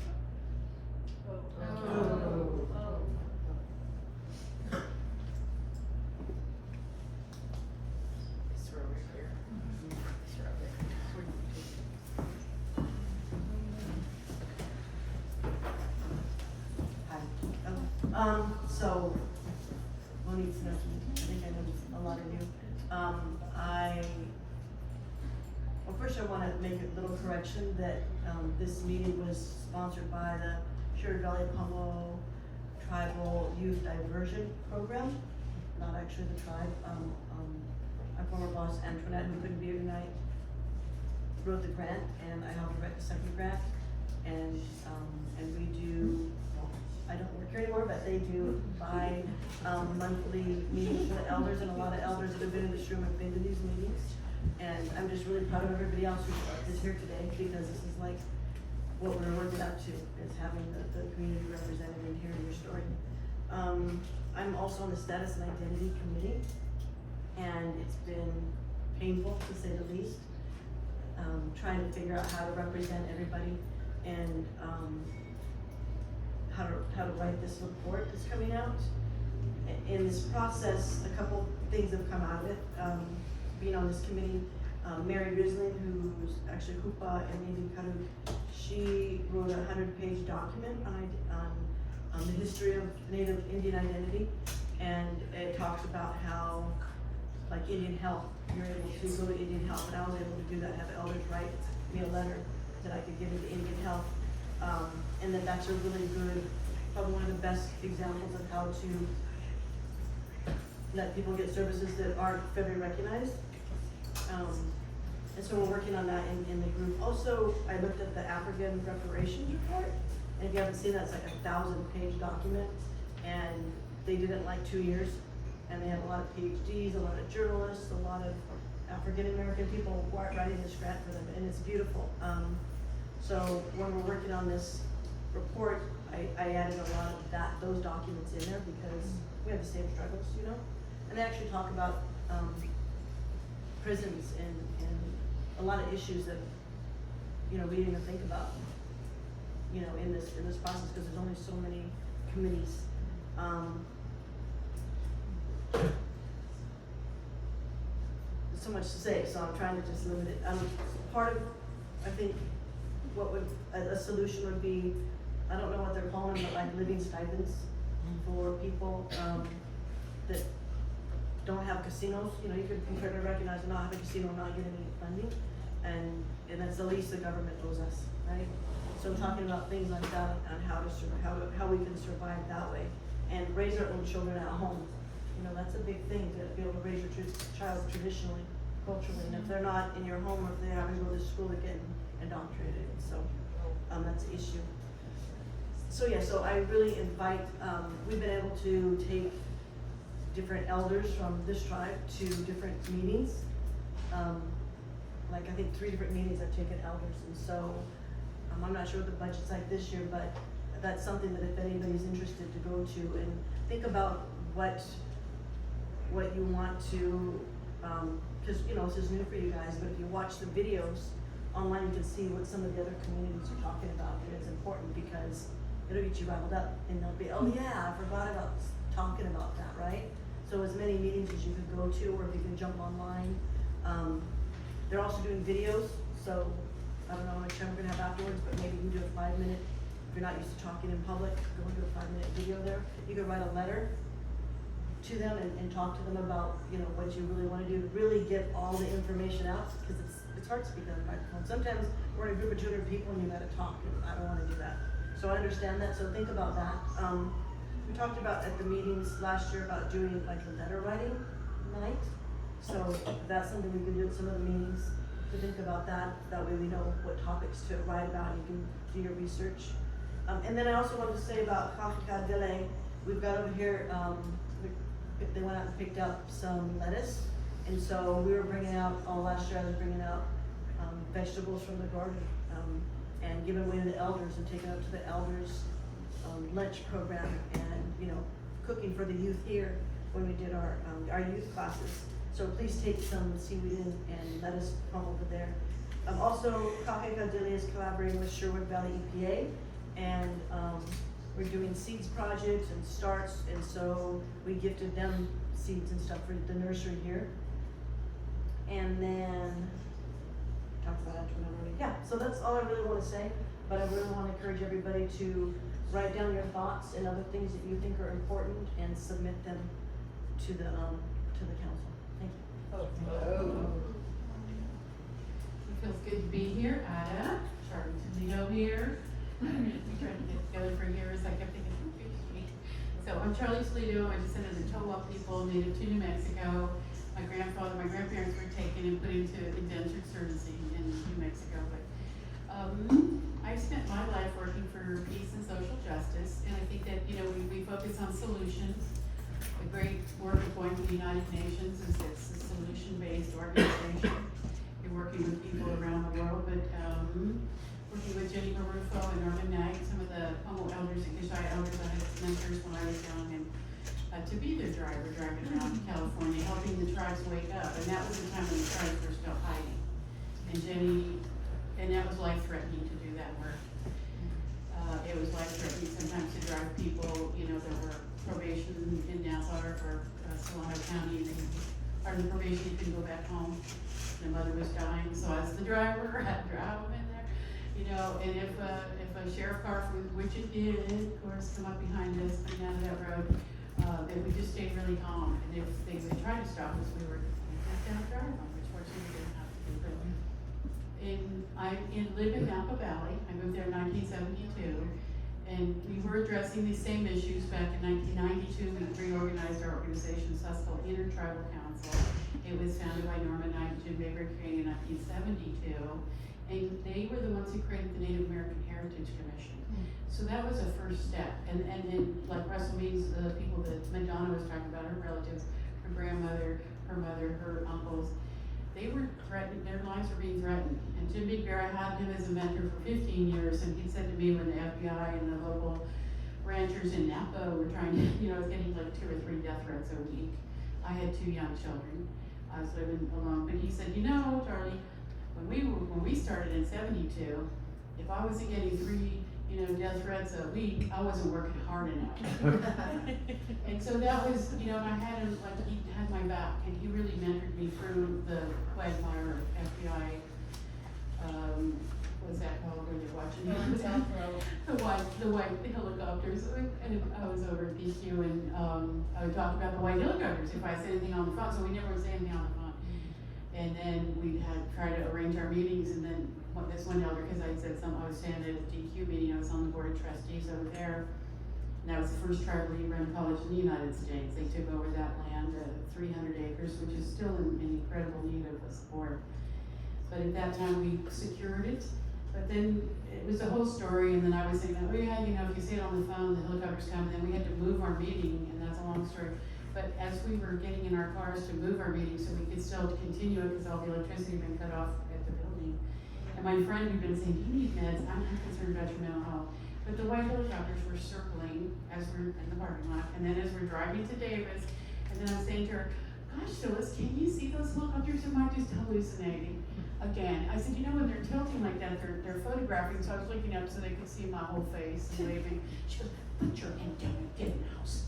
Because we had to drive to a house in Davis so we could have the electricity and the phone to carry our meeting on, but we did that, and that's all done, and that land is secure. So we purchased land in 1998, before the land bank movement. The elder at that time, who was the chairperson of Susquehanna, he said, you know, they killed us around south, they're not gonna give us land back, we need to buy it. So we did purchase 26 acres in Napa Valley, one of the most racist communities, and you can leave this on tape. Podcast, and I'll take you with you, whatever. It's called Truth and Healing. And they're one of the most racist, most affluent counties in this community. So for us to purchase land, we had to pretend we weren't Indians, like somebody said, you know.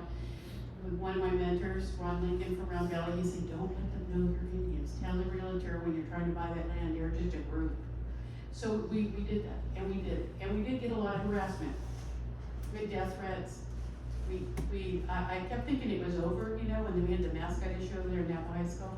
And then one of my friends, I was like, well, you know, it's different this time. It's the first time the mascot issues come up, and I haven't gotten 5 or 6 death threats on the phone. But I was just caller ID now, so they couldn't do that. But then my one coworker, he's a Pomo from Point Arena, lives in Napa, and he said, oh, you know, Charlie, I didn't want to say this in front of the kids, but his daughter, who's in 7th grade at the time, said, she came home from school, and she goes, hey, Daddy, you know, they're talking about Auntie, and they were talking about me, the parents, in elementary school, about how I need to be put down. So, but we have succeeded, and we focus on the solutions. We're still here. And I was sharing with Joan just now that we're painting a mural on the house. The land we purchased is on Childscope Valley Road. It was the road that the natives that were running, the Euro invasions in Napa Valley, they were running up to Lake County. It just was random that was land that we purchased back there, but it's that path, it's that road. So we're finishing up a mural right now. Madonna's daughter's working on it with all the mostly Pomo people. And it's in acknowledgement to the survivors. And when we first bought that land, those ranchers did not want us there. I can tell you that. But we're just like, hey, we're still here. You know, step by step, we come out of invisibilization. Every step matters. The fact that there is even a Native American, and I want to get your phone because we're doing that. We are, Napa's in the forefront of fire-wise management, water management. There's a CEI is I think David's maybe been on that around the water issues, bringing all the tribes about water, working with the water board. So the Water Conservation Board is a statewide conference that just happened in Oakland. There were 5 Native American panels presenting at that, talking about exactly what you guys are talking about, co-management. But land acknowledgement is the first step. It was a big step. I mean, people are trying to pretend. And I just heard like last week, you know, in St. Helena, the rich people, that my name had come up at a meeting. Well, she's the only Indian in Napa, and we don't want to hear from her. No. I mean, that's the myth. It's the myth of discovery. So one of the things our organization has done, and I encourage all of you to do, and I was just talking about sharing what we've done, that we did create the story of the European invasion specific to Napa County. We're on cohort 16, so it was 8 years ago. And we're now presenting at state level to TCC, the people that are teaching the kids curriculum. We shared that with the truth and healing. I didn't think it was the truth and listening. I'm just here to listen. We do that too. But we, as a template for how the tribes can do it, we approach it as a crime scene. Who, what, where, when, and how. And we, like I said, we're going into our 16th cohort. We put it through mental health providers. It was mental health funding that we got to do that. It was a pilot project for the state. It's proven successful. We're now presenting at state levels, and we are willing to share that template with any tribe that wants that. And not to use it, but to mimic it. Use it as an outline for your own story. Because they are not coming to save us. We all agree about that. We will save ourselves. They know. We will, and we are. And lateral violence is what I want to set up, but this is like that lateral violence conversation that we have. So I want to thank everybody for speaking today, because I think this is the most important issue. It's the core problem of us hurting each other, because we're so hurt that we can only control people that look like us. And until we address that, and really address it with a face of love. And Loretta, I always say, pray first, work hard, and pray again.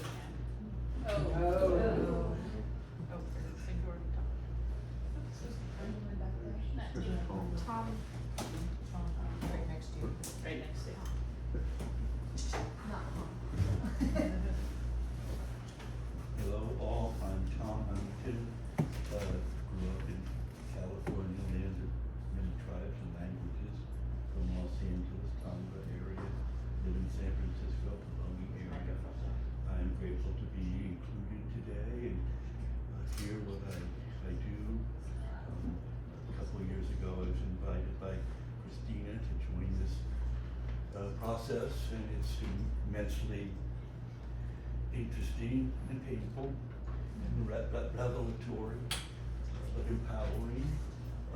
I worked my life with the environmental community, Friends of the River, environmental defense, but I first saw resources through water, rivers, running through native lands. I worked on cultural recognition of sites on the Stanislaus River, Miwok area in Central Sierra, on the Klamath River, with the dam removals process, which we wish the greatest success for robust recovery.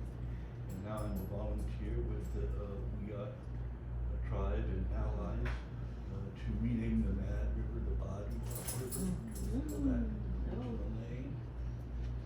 I'm grateful for the Sherwood Valley community for its gathering and the good food and the potent songs and poetry and all the stories that you've told, and may these solutions and prescriptions and things being told bring results and go out to a world that I believe is awakening to the issues that we speak of.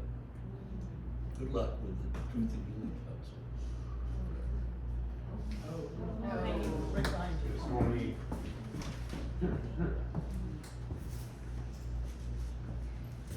Hello, my name is Miranda.